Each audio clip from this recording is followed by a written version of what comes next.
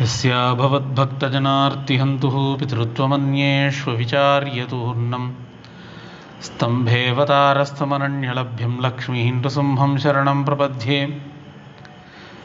श्रीमद्रङ्गषठारिसंमिमिपराल्लब्धागमान्तद्वयं श्रीमद्वीररघुद्भाद्यषडचित्पादारविन्दाश्रयं श्रीमद्वेदपदं सदेशिकेतेः कारुण्यवीक्षास्पदं सेवे रङ्गधुरीनशासनवशं नारायणं योगिनं श्रीरङ्गवीररघुपुङ्गववेदमौळी कुर्वीडितीन्द्रकरुणापरिणामबोधं शेषाचले शुचिरबोधितछात्रवृन्दं शेषाद्रिनाथगुरुवर्यमहं प्रपद्ये। वेदान्तदेशिकयतीन्द्रकटाक्षलब्धपर्यन्तसारमनवद्यगुणं बुधाग्र्यं नारायणाद्य तुर्यकृपाभिषिक्तं श्रीरङ्गनाथयतिशेखरमाश्रयामः। श्रीमान् वेङ्कटनाथार्यः कवितार्किककेसरी वेदान्ताचार्यवर्यो मे सन्निधत्तां सदा हृदि। இன்னைக்கு அடைக்கலப்பத்து, அதாவது தேசிக பிரபந்தத்தில் முக்கியமான பிரபந்தம். எல்லா பிரபந்தமுமே முக்கியமானது. அதில் இந்த தேசிக பிரபந்தம்னு ஆரம்பித்தோம்னாக்கா நம்ம அடைக்கலப்பத்து தான் முதல்ல சேவிப்பான். அதனால் அது கொஞ்சம் ஏத்தம். அந்த பிரபந்தத்தினுடைய அர்த்தங்களை தான் நாம் இப்போ அனுபவிக்க போகிறோம். சுவாமி தேசிகன் இந்த அடைக்கலப்பத்து பிரபந்தம் இது காஞ்சிபுரத்தில் இருக்கக்கூடியதான பெருமாள் தேப்பெருமாள் விஷயமாக பண்ணப்பட்டது. எல்லா முக்காவாசி தேசிக பிரபந்தத்தில் முக்காவாசி பிரபந்தம் தேப்பெருமாளை பற்றி தான். அதுலேயும் இது முழு பிரபந்தமாக நமக்கு அனுகிரகம் பண்ணியிருக்கார் சுவாமி தேசிகன். என்னன்னாக்கா, இந்த ஒரு பிரபந்தத்திலேயே பிரபத்தின்னா என்ன, பிரபத்திக்கு யார் அதிகாரி, யார் மாதிரி இருந்தால் பிரபத்தி பண்ணிக்கலாம், பிரபத்தியினுடைய பிரகாரங்கள் என்ன அப்படிங்கிற பிரபத்தி சம்பந்தப்பட்ட, அதாவது சரணாகதி சம்பந்தப்பட்ட விஷயங்கள் முழுவதுமாக சொல்லி தான், அதாவது சுவாமி தேசிகன் தேப்பெருமாளை அடைக்கலம் சரணாகதி கொண்டார் அப்படிங்கிற விஷயத்தை சுவாமி தேசிகன் இந்த பிரபந்தத்தின் மூலியமாக சாதிச்சிருக்கார். இந்த தேசிக பிரபந்தத்தில் பிரபத்திக்கு யார் அதிகாரி அப்படிங்கிறத முதல்ல சொல்லிட்டு, அதாவது இந்த அடைக்கலப்பத்தில் இந்த மாதிரியான கிரமங்களில் விஷயங்களை சுவாமி தேசிகன் சாதிச்சிருக்கார் பாசுரப்படி.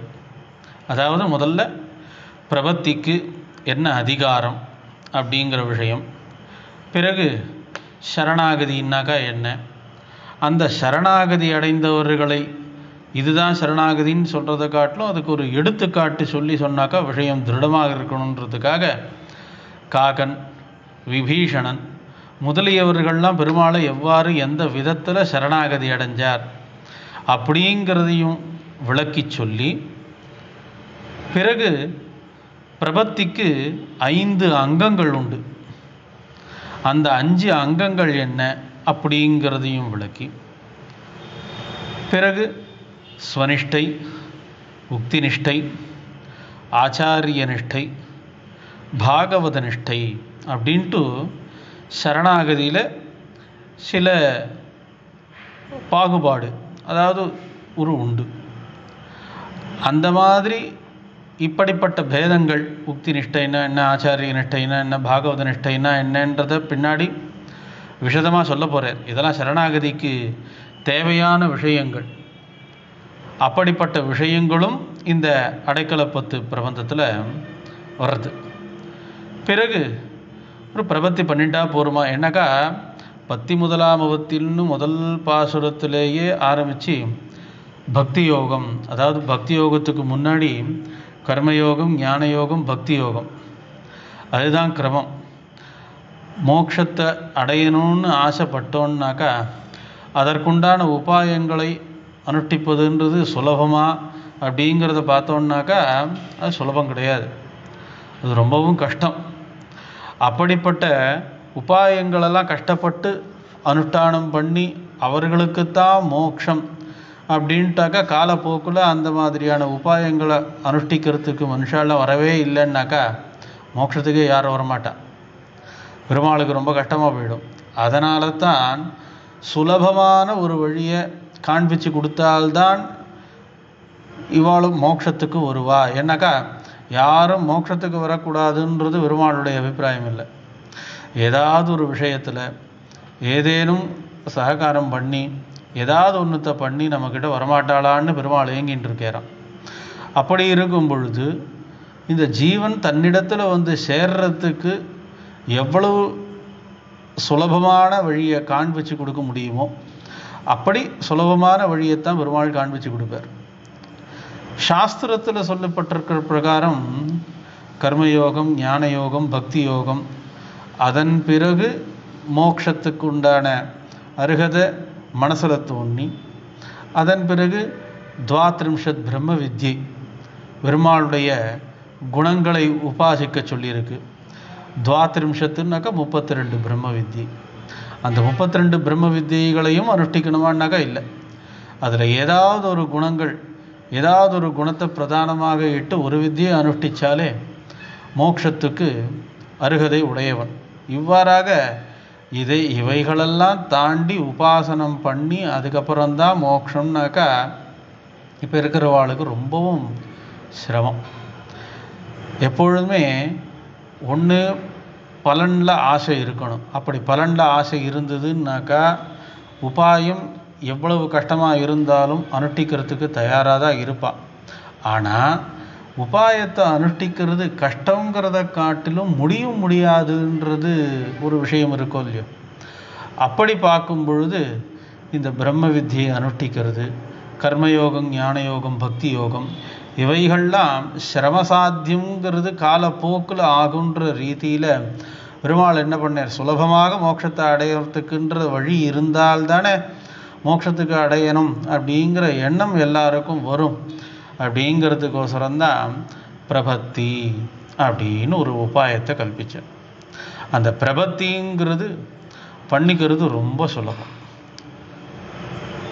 அதுக்கு அதிகாரம் என்ன, மோட்சத்தில் அத்தியர்த்தமான பிரீத்தி, மோட்சத்தை அடைந்தே தீரணுங்கிற ஒரு எண்ணம், வைராக்கியம், இவைகள் உள்ளவன் தான் அவன் சதாச்சாரிய நிஷ்டை அடைந்து அந்த சதாச்சாரியனுடைய வாயிலாக பிரபத்தி பண்ணி இந்த ஜீவன் உனக்கு அடையறதுக்குண்டு இருக்காருன்னு ஆச்சாரியன் கை காமிச்சு கொடுத்தேர்னாக்கா பிரபத்தி பண்ணிட்டவாளுக்கு மோட்சம் ஏற்படும். அப்படி இந்த பிரபத்திங்கிறது என்ன, பிரபத்தி பண்ணிக்கிறது எப்படி, பிரபத்தி பண்ணிட்டதுக்கு அப்புறம் இருக்கக்கூடியதான நியமங்கள் தனி. அதெல்லாம் ஸ்ரீமத் ரகசிய திரேசாரத்தில் சுவாமி தேசிகன் விஷதமாக சாதிச்சிருக்கு. அதெல்லாம் காலக்ஷேப கிரந்தம். காலக்ஷேபம் பண்ணி நன்னா தெரிஞ்சுக்கணும். இதில் பிரபத்தி பண்ணிட்டவனுக்கு நியமம் என்ன, பிரபத்தின்றது சுலபம். பிரபத்தி பண்ணியாச்சுன்னாக்கா அதுக்கு ஏற்றா போல் இருக்கிறதுன்றது தான் பிரபத்தி பிரபன்னனினுடைய காரியம். அப்படி பிரபத்தி பண்ணிட்டதுக்கு ஏற்றா போல் பிரபத்தின்னாக்கா என்ன, பெருமாளையே சரணடைந்தது. தனக்கு எது வேண்டுன்னாலும் வேண்டான்னாலும் பெருமாளை தவிர்த்து வேறு தேவதாந்தரங்கள் இடத்துல செல்லாமல் இருக்கிறது. பெருமாளோடு மற்ற விஷயங்களை எதிர்பார்க்கிறது, வேணும்னு நினைக்கிறது, இல்லை பெருமாள் மாத்திரம்னு எதிர்பார்க்கிறது. இப்படிப்பட்ட பேதங்கள்லாமும் உண்டு பிரபன்னன் விஷயத்தில். ஆக இவன் அனுபவிக்கக்கூடிய விஷயங்கள், செய்யக்கூடிய விஷயங்கள் யாதும் பெருமாளை உத்தேசிச்சே, பெருமாளுக்காகத்தான் இதை பண்ணுறோம் அப்படிங்கிற ஒரு எண்ணத்தை வளர்த்துக்கிறது தான். இதில் பிரபத்தி பண்ணிட்டவனுக்கு பிரதானமான அம்சம் என்னன்னாக்கா விஸ்வாசம், திருடமான விஸ்வாசம். என்னக்கா பிரபத்திங்கிறது ஒரு தடவை தான் பண்ணிக்கணும். அந்த பிரபத்தியை ஒரு தடவை பண்ணிட்டதுக்கப்புறம் நமக்கு மோட்சம் நிச்சயம். பெருமாள் நம்மளை கைவிட மாட்டார், எல்லா விதத்துலேயும் நமக்கு உறுதுணையாக இருந்துட்டு நமக்கு மோட்சத்தை கொடுப்பேருங்கிற திருடமான விஸ்வாசங்கிறது பிரயாண பர்யந்தம் வரணும். நாம் எப்பயோ பண்ணிட்டோம் பிரபத்தி, அதை பெருமாள் ஞாபகம் வச்சுட்டு இருக்காரா இல்லையான்னு தெரியல, ரொம்ப நாள் ஆயிடுத்து, எதுக்கு சந்தேகம், மறுபடியும் போய் பண்ணிக்கலாமே அப்படிங்கிற எண்ணமோ, இல்லை நமக்கு மோட்சம் வருமா வராதான்ற சந்தேகமோ, இவைகள்லாம் பிரபத்தி பண்ணிட்டவனுக்கு அத்தியந்த விரோதி.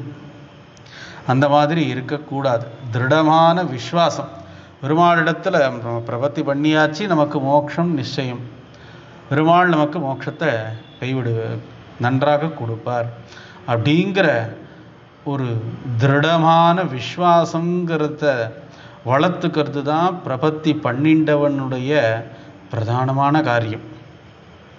இந்த திருடமான விஸ்வாசங்கிறதுக்கு உதாரணங்கள்லாம் ஆச்சாரியார்கள்லாம் நிறைய விஷயங்களை காண்பிச்சிருக்கார்.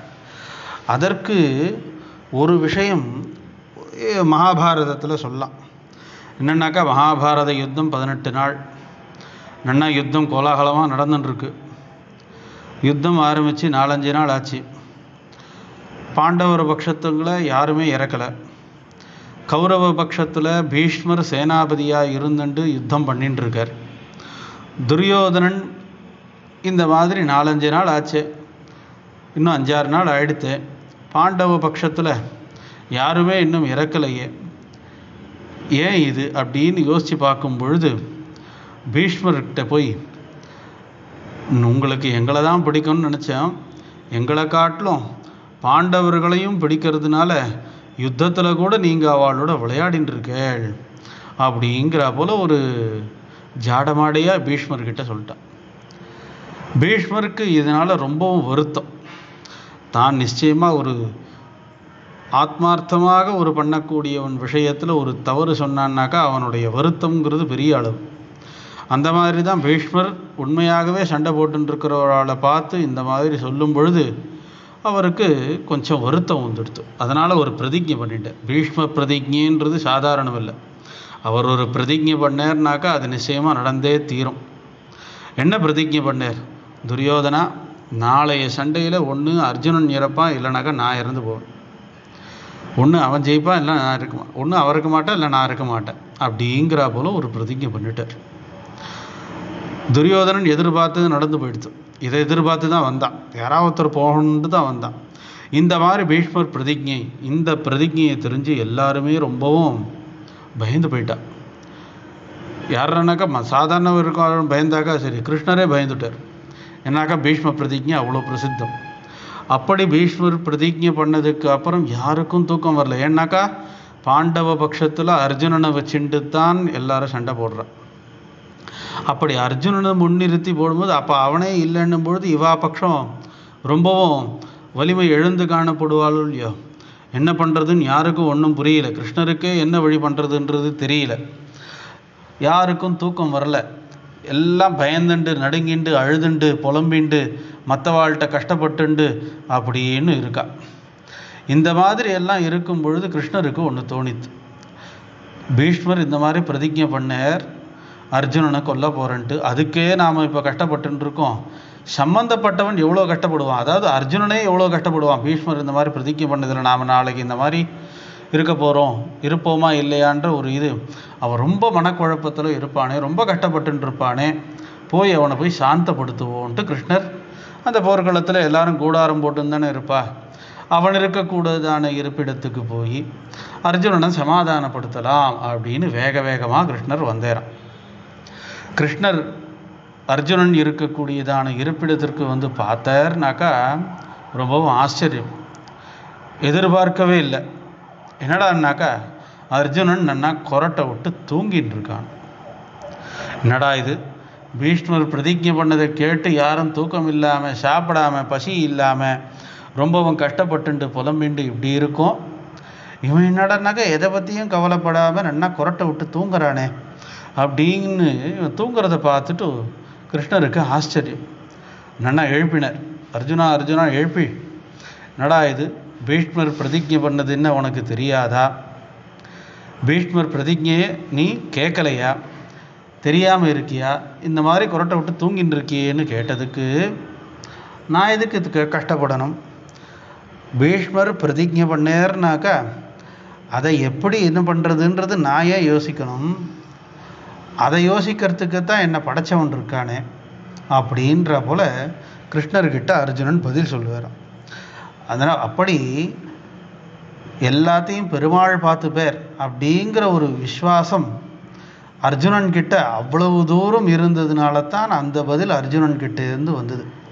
இப்போ இந்த மாதிரியான ஒரு விஸ்வாசம், அதாவது பீஷ்மர் பிரதிஜையிலேருந்து தனக்கு எந்த விதமான ஒரு ஸ்கலனம், ஒரு பயமோ, நமக்கு நாம் இது பண்ணுவோமோ அப்படின்னு பெருமாள் நம்மளை காப்பாற்றுவாரா இல்லையான்ற ஒரு சந்தேகம், அது துளிகூட அவனிடத்தில் இல்லாமல் அந்த பதில் அந்த நிச்சயமான ஒரு விஸ்வாசத்தை காண்பிச்சுது. இது ஒரு பிரபன்னனுக்கு இருக்கக்கூடியதான விஸ்வாசம் எவ்வளவு தூரம் இருக்கணும் அப்படிங்கிறதுக்கு இது ஒரு பிரதானமான உதாரணம். ஆச்சாரியால் முன் கிரந்தங்கள்லாம் பார்த்தோம்னாக்கா இதெல்லாம் நிறைய உதாரணங்களில் எடுப்பாள். அந்த மாதிரி பிரபத்திக்கு வேண்டிய விஷயங்கள் அனைத்தும் இந்த அடைக்கலப்பத்து பிரபந்தத்தில் சுவாமி தேசிகன் நல்லா விஷதமாக சாதிச்சிருக்கார். கடைசியாக தான் காஞ்சிபுரம் தேப்பெருமாளிடத்தில் சரணாகதியானேன் அப்படிங்கிற விஷயத்தையும் ஸ்பஷ்டமாக சுவாமி தேசிகன் இந்த பிரபந்தத்தில் எடுத்து சொல்லியிருக்கார்.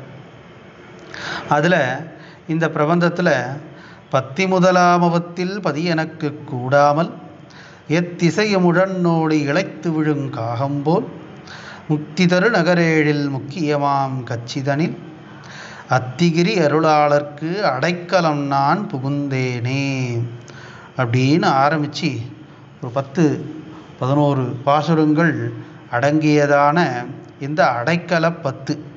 அடைக்கலப்பத்துனாக்க 10 பாசுரம், பாசுரங்கள் எண்ணிக்கை 10. அடைக்கலம்னாக்கா சரணாகதி, யாரிடம் சென்று அடைக்கலம் தஞ்சம் புகுவது. சரணாகதின்னும் பொழுது வேறு யாரும் எனக்கில்லை, என்னை காப்பாற்றிக்க கூட எனக்கு தெம்பில்லை, நீயே சரணாகதி, உன்னையே சரணடைகிறேன், நீயே தான் என்னை காப்பாற்றணும் அப்படின்ட்டு பெருமாளிடத்தில் போய் சரண் புகுவது தான் சரணாகதி. त्वदेक रक्षस्य मम त्वमेव करुणाकर न प्रवर्तय पापानि प्रवृत्तानि निवर्तय. त्वदेक रक्षस्य मम, உன்னால் ஒருவனால் மட்டுமே என்னை காப்பாற்ற முடியும். त्वदेक रक्षस्य मम त्वमेव करुणाकर, வேறு யாராலும் முடியாது என்னை காப்பாற்றுறதுக்கு, உன்னால் ஒருவனால் மட்டுமே முடியும். இதுதான் தேவதாந்தர நிஷேதம். தேவதாந்தரங்களின் மீது விஸ்வாசத்தோடு பெருமாளிடத்தில் வராமல், தேவதாந்தரங்கள் வேறு யாரும் கிடையாது, நீதான், நீ ஒருவன்தான் என்னை காப்பாற்ற முடியும் அப்படின்னு எடுத்துட்டோன்னாக்கா உன்னாலல்லால் வேறு யாராலையும் முடியாது அப்படிங்கிற ஒரு திருடமான விஸ்வாசத்தோடு பெருமாளை சேவிக்கிறது, சரணடைகிறதுன்றது தான் பிரபத்தி. அந்த மாதிரியான சிந்தனையை யார் உள்ளவனாக இருக்காளோ அவாதான் பிரபத்திக்கு அதிகாரி. பிரபத்தி செய்வதற்கு முழு தகுதி உடையவர்கள் யாருன்னு கேட்டாக்கா பெருமாள் ஒருவரே நமக்கு நாம் அடைவதற்கு ஒரே இடம் பெருமாள் தான் அப்படிங்கிற எண்ணத்தை வளர்த்துன்றிருக்கிறவா யாரோ அவாதான் பிரபத்திக்கு உண்மையான தகுதி உடையவர்கள் அப்படிங்கிற விஷயத்தை நன்றாக சுவாமி தேசிகன் இந்த அடைக்கலப்பத்துன்ற பிரபந்தத்தில் விஷதமாக சாதிச்சிருக்கார். இனி வரும் கிளாஸில் ஒவ்வொரு நாள் ஒவ்வொரு பாசுரத்தினுடைய அர்த்தங்களை அனுபவிக்கலாம். கவிதார்க்கிக சிம்ஹாய கல்யாண குணசாலினே ஸ்ரீமதே வெங்கடேஷாய வேதாந்த குரவே நமஹ. ஸ்ரீமதே ஸ்ரீவன்ஷடகோபஸ்ரீ ரங்கநாத யதீந்திர மகாதேசிகாய நமஹ.